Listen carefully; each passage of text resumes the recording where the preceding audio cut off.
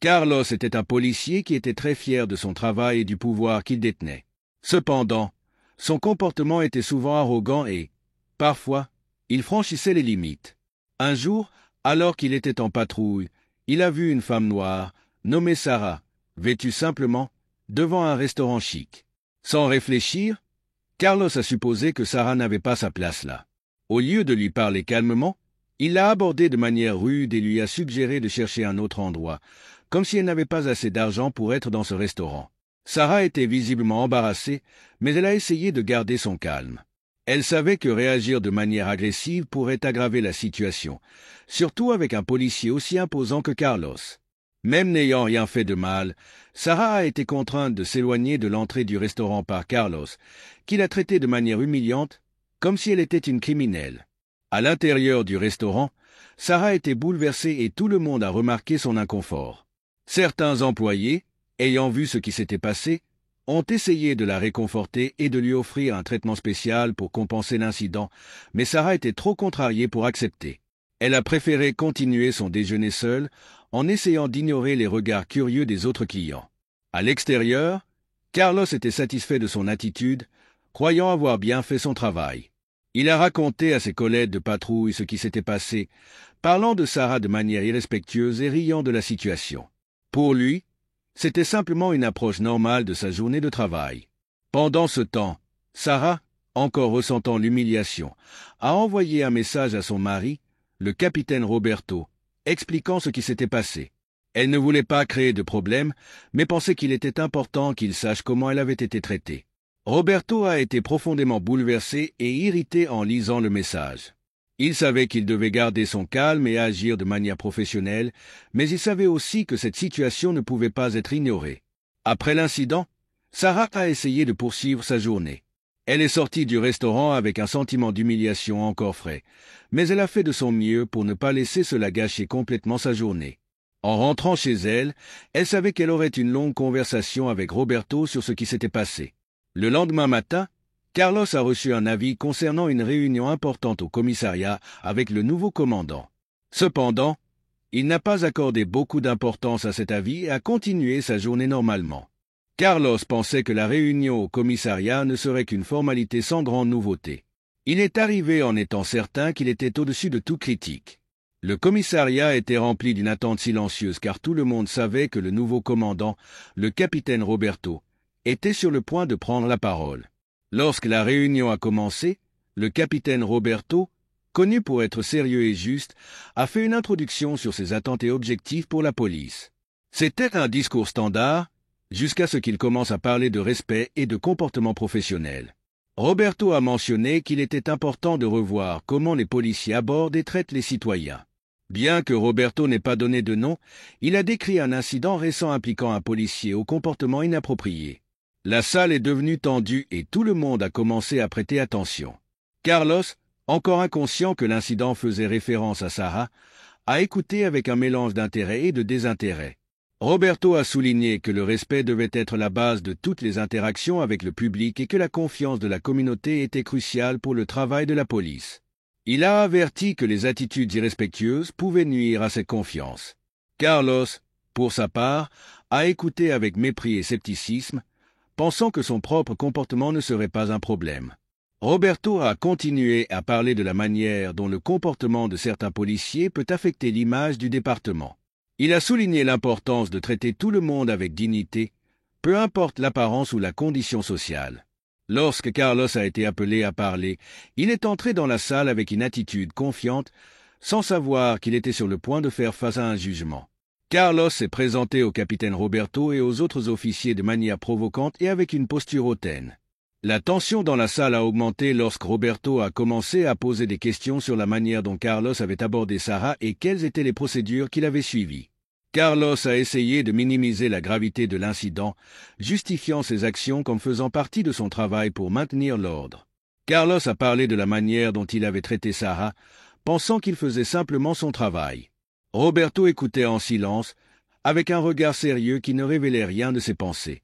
Les autres officiers dans la salle commençaient à devenir anxieux, ressentant la tension dans l'air. Lorsque Carlos eut fini de raconter sa version des faits, Roberto fit une longue et profonde pause.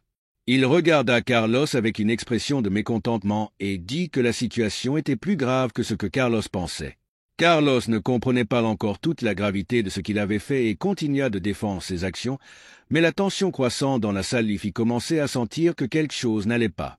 À la fin de la réunion, Roberto annonça qu'il prendrait une décision sur les mesures disciplinaires à appliquer à Carlos et qu'il en serait informé plus tard. Carlos quitta la salle avec un sentiment d'insécurité, de malaise et d'inquiétude. Il ne pouvait pas cesser de penser aux possibles conséquences de ses actions. De retour au commissariat, Carlos essayait de rester calme, mais il était clairement agité. Ses collègues, qui avaient également entendu le discours du capitaine, commencèrent à commenter l'atmosphère tendue et à spéculer sur ce qui avait pu provoquer la discussion. Carlos essaya de distraire son esprit, mais il ne pouvait pas s'empêcher de se demander ce que le capitaine Roberto planifiait. Ses collègues émirent différentes opinions. Certains pensaient que la réunion n'était qu'une formalité et qu'il n'y avait pas de raison de s'inquiéter, tandis que d'autres croyaient que Roberto préparait quelque chose de plus sérieux. L'inquiétude de Carlos augmenta lorsqu'en fin de journée, il reçut une convocation pour une nouvelle réunion avec le capitaine Roberto, cette fois sans la présence des autres officiers.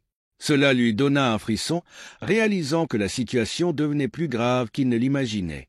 Le lendemain matin, Carlos se prépara à la réunion avec nervosité et une certaine résistance.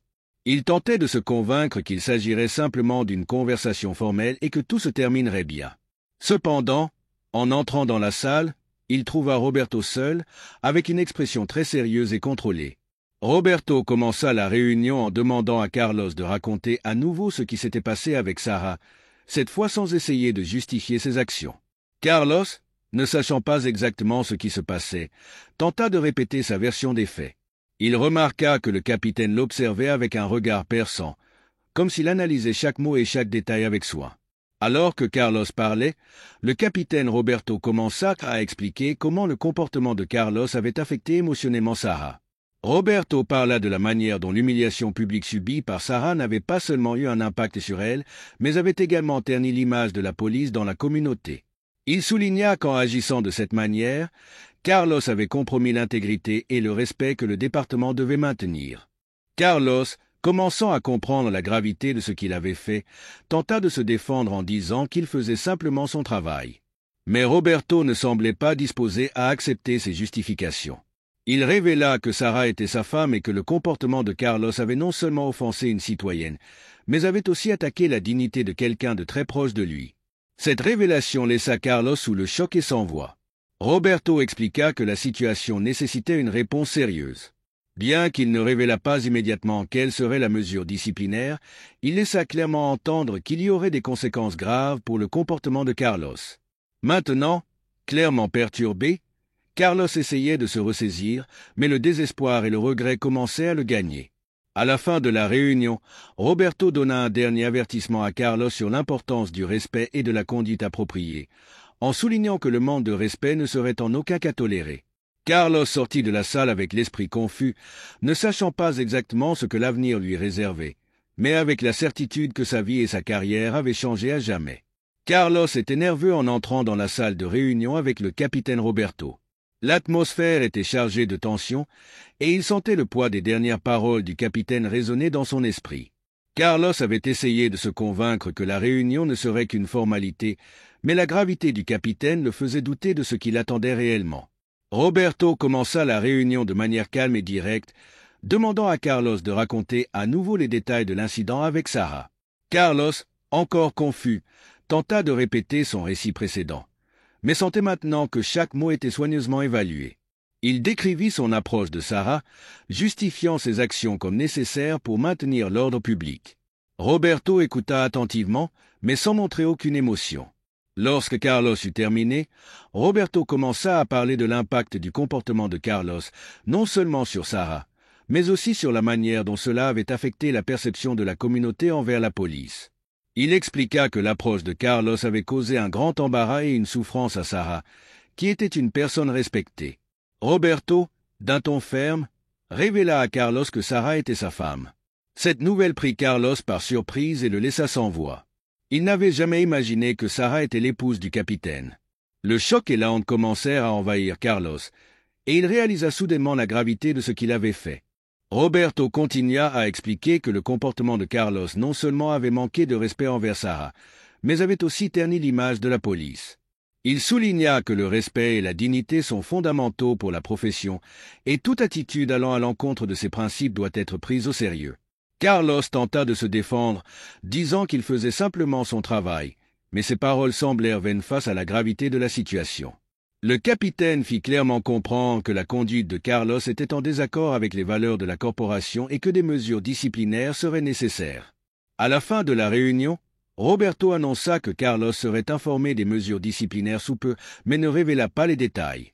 Carlos sortit de la salle avec un sentiment de désespoir et d'incertitude, sachant que son comportement pourrait entraîner de graves conséquences pour sa carrière. Le poids de la situation était immense, et Carlos commença à affronter une réalité dure et probablement douloureuse. Après la réunion, Carlos passa la journée anxieux et rempli de regrets. Il essayait de se concentrer sur les tâches quotidiennes au commissariat, mais passa la majeure partie du temps à errer dans les couloirs, pensant à ce qu'il avait fait et aux répercussions possibles pour sa carrière. À la maison, la tension était palpable. Sa femme remarqua l'état perturbé de Carlos et ne put s'empêcher de se montrer curieuse. Elle commença à lui poser des questions sur ce qui s'était passé lors de la réunion. Carlos, réticent à partager tous les détails, ne révéla qu'une partie de la vérité, expliquant qu'il avait rencontré une situation compliquée avec une femme. Sa femme s'inquiéta et posa davantage de questions sur ce qui s'était exactement passé. Carlos tenta d'atténuer la situation, minimisant la gravité de l'incident, mais ne réussit pas à cacher complètement la vérité. Il mentionna que la réunion avait été difficile et qu'une forme de sanction était envisagée, mais évita de parler du fait que la femme était l'épouse du capitaine Roberto. L'ambiance à la maison devint lourde et l'atmosphère tranquille qui existait auparavant fut remplacée par un sentiment de tension et d'incertitude. La femme de Carlos était inquiète et l'environnement familial se transforma en un reflet de la tension que ressentait Carlos. Carlos était de plus en plus préoccupé par ce qui se passait et commençait à réfléchir à la manière dont tout cela pourrait affecter sa vie. Il ressentait une culpabilité croissante et pensait à la souffrance qu'il avait causée à Sarah, ainsi qu'aux possibles conséquences pour lui-même. Pendant ce temps, la nouvelle de l'incident commença à se répandre parmi ses collègues. Certains étaient compréhensifs et tentèrent de soutenir Carlos, tandis que d'autres, avec une vision plus critique, n'hésitèrent pas à exprimer leurs opinions négatives. L'atmosphère au commissariat devint inconfortable et Carlos sentait le poids du jugement des autres sur ses épaules. Il essayait de se comporter normalement, mais ressentait les regards critiques de ses collègues et la tension croissante autour de lui. Avec le passage des jours, Carlos commença à se sentir de plus en plus isolé, tant au travail qu'à la maison. La honte et le regret l'accompagnaient constamment, et il se retrouvait à revivre l'épisode avec Sarah, imaginant comment cela aurait été différent s'il avait agi avec plus d'empathie et de respect. La décision concernant les mesures disciplinaires était sur le point d'être annoncée, et Carlos vivait une attente angoissante. Les spéculations constantes sur ce qui pourrait arriver augmentaient son stress, et il passait la majeure partie de son temps à réfléchir à son avenir et aux alternatives pour sa carrière. L'incertitude quant à ce qui allait suivre et la pression des conséquences imminentes pesaient lourdement sur lui. Carlos était contraint de faire face à la dure réalité de ses actions et de se préparer à ce qui pourrait arriver. Tout en essayant de gérer la situation du mieux qu'il pouvait, tant au travail qu'à la maison, l'angoisse ne cessait d'augmenter. Il passait ses nuits éveillé, tourmenté par des pensées sur l'incident avec Sarah et sur les répercussions possibles sur sa carrière et sa vie personnelle. Au travail, la tension entre Carlos et ses collègues était évidente. Beaucoup commencèrent à l'éviter, et l'ambiance au commissariat était chargée d'un silence inconfortable. Carlos se rendit compte que son image, qui était auparavant respectée et autoritaire, était maintenant ternie par l'incident. Le malaise et l'éloignement de ses collègues accentuaient son sentiment d'isolement. À la maison, la situation était également difficile. Sa femme, maintenant consciente de l'implication de Sarah, était déchirée entre vouloir soutenir Carlos et affronter la dure réalité de la situation. Elle exprima son inquiétude quant à l'impact que tout cela pourrait avoir sur leur vie, créant une atmosphère de tension et d'incertitude à la maison. La tension dans la maison de Carlos était de plus en plus palpable. Ils discutaient de la manière de gérer la situation et de la façon de continuer. Carlos savait qu'il devait faire face à la réalité et se préparer à ce qui allait venir. La décision finale du capitaine Roberto approchait, et cela déterminerait le prochain chapitre de sa vie. Pour essayer de soulager le stress, Carlos commença à faire des promenades et à participer à des séances de thérapie, cherchant clarté et équilibre mental. Il parla également avec des avocats spécialisés en questions disciplinaires policières. Ils discutèrent de différents scénarios et préparèrent Carlos aux mesures possibles qui pourraient être prises. Bien que cela lui apportât un certain réconfort, Carlos restait anxieux et inquiet sur la manière dont tout allait se dérouler. Carlos commença à réfléchir plus profondément à ses actions et à l'impact qu'elles avaient eu. Il chercha à mieux comprendre les principes de respect et de dignité que le capitaine Roberto avait soulignés. Carlos lut des livres et des articles sur les préjugés et l'empathie, essayant de trouver un moyen de comprendre et de changer en tant que personne. Bien que ce fût un processus douloureux, il savait que c'était nécessaire pour sa propre rédemption. À mesure que les jours passaient et que la décision finale approchait, Carlos ressentait un mélange d'anxiété et d'espoir. Il voulait croire qu'il pourrait apprendre de ses erreurs et trouver un moyen de se remettre. Cependant, le doute sur l'avenir planait encore sur lui, et il attendait avec impatience une résolution. Carlos commença à se préparer mentalement à accepter toute décision qui serait prise. Il savait qu'il devrait faire face aux conséquences de ses actions et était déterminé à relever le défi avec la plus grande intégrité possible. Ce processus d'auto-évaluation et de préparation devint une partie importante de sa vie en attendant le dénouement final. Enfin, le jour de la décision arriva. Carlos était au commissariat, attendant d'être appelé pour la réunion avec le capitaine Roberto. L'atmosphère était chargée d'attente et d'appréhension. Carlos, maintenant plus introspectif et réservé, passa la matinée à revoir mentalement ce qui pourrait se passer et à essayer de se préparer à tout résultat. Pendant l'intervalle avant la réunion, Carlos observa ses collègues, qui semblaient plus attentifs que jamais, spéculant sur ce qui pourrait se produire. La tension au commissariat était palpable et l'ambiance était chargée de nervosité. L'atmosphère au commissariat était chargée de curiosité et de nervosité. Carlos essayait de rester calme, mais son malaise était visible. Enfin, le moment tant attendu arriva, la réunion avec le capitaine Roberto. En entrant dans la salle, Carlos trouva Roberto avec une expression sérieuse, ce qui fit battre son cœur encore plus vite. Le capitaine fit un geste pour inviter Carlos à s'asseoir et commença à parler d'un ton ferme et clair. Roberto expliqua que la responsabilité et l'intégrité sont essentielles dans le travail policier. Il précisa que l'examen du cas de Carlos avait été effectué avec beaucoup de soin et que la décision non seulement corrigeait l'erreur, mais aidait aussi à renforcer les valeurs de respect et de justice au sein du département. Roberto révéla qu'après avoir considéré toutes les preuves et les impacts de l'incident, il avait décidé d'appliquer une sanction. Carlos recevrait une suspension temporaire et devrait également participer à un programme de rééducation sur la diversité et le respect. Le capitaine expliqua que la sanction n'était pas seulement punitive, mais constituait également une opportunité pour Carlos de réfléchir sur ses actions et de devenir un professionnel plus conscient et empathique. Carlos entendit la décision avec un mélange de soulagement et de mécontentement. La suspension signifiait qu'il devrait s'éloigner du travail pendant un certain temps, ce qui affecterait ses revenus et sa position. Mais le programme de rééducation était aussi une chance d'apprendre et de se racheter. Roberto précisa que la décision avait été prise dans l'espoir que Carlos utiliserait ce temps pour réfléchir et s'engager sur les questions de préjugés et de respect. Il souligna que changer de comportement était crucial et que regagner la confiance prendrait du temps et nécessiterait un véritable engagement de la part de Carlos. Après la réunion, Carlos sortit de la salle avec des sentiments partagés. Il était soulagé de ne pas avoir été immédiatement renvoyé, mais la suspension et la nécessité de participer au programme pesaient sur lui. Carlos savait que le chemin pour retrouver sa réputation serait long et difficile, mais il était déterminé à profiter de l'opportunité pour apprendre et s'améliorer. La décision suscita également diverses réactions parmi ses collègues. Certains montrèrent du soutien, tandis que d'autres restèrent critiques. Carlos essayait de garder la tête haute et de se concentrer sur sa réhabilitation personnelle. Il commença à se préparer pour la période de suspension, sachant que ce serait une phase cruciale pour sa transformation. Carlos était déterminé à changer et à reconstruire sa vie et sa carrière après la décision du capitaine Roberto. Il savait que pour devenir un meilleur policier, il devait affronter ses échecs et en tirer des leçons. Le début de sa suspension de travail marqua le début du programme de rééducation sur la diversité et le respect. Ce cours était intense et exigeant. Au cours des premiers jours, Carlos dut faire face à des sujets difficiles tels que le racisme et les microagressions. Le programme incluait des études de cas, des discussions en groupe et des exercices de réflexion qui forçaient Carlos à confronter ses propres croyances et comportements passés. Carlos écouta des histoires émouvantes de personnes ayant été discriminées et commença à percevoir l'impact réel et douloureux des attitudes irrespectueuses. Au début, il lui était difficile d'accepter l'ampleur du dommage qu'il avait causé.